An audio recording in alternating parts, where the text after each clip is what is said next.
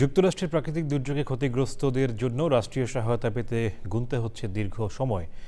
Associated প্রেসের এক অনুসন্ধানী প্রতিবেদনে উঠে এসেছে চাঞ্চল্যকর তথ্য।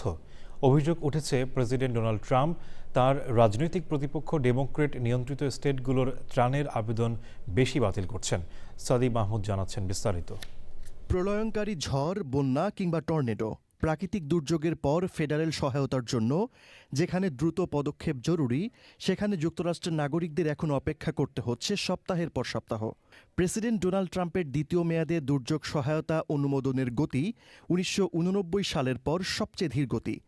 অ্যাসোসিয়েট প্রেস সাংবাদিক ডেভিড লিবের প্রতিবেদনে উঠে এসেছে, প্রেসিডেন্ট ডোনাল্ড ট্রাম্প রিপাবলিকান স্টেটগুলোর তুলনায় ডেমোক্রেট স্টেটগুলোর ত্রাণের আবেদন বেশি প্রত্যাখ্যান করছেন।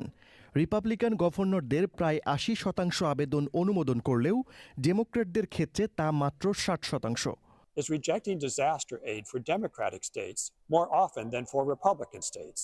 সম্প্রতি new York, new jersey, road island এবং ম্যাসাচুয়েটসের মতো ডেমোক্রেট প্রধান স্টেটগুলোর বরফঝড় পরবর্তী ত্রাণের আবেদন সরাসরি নাকচ করে দিয়েছেন ট্রাম্প।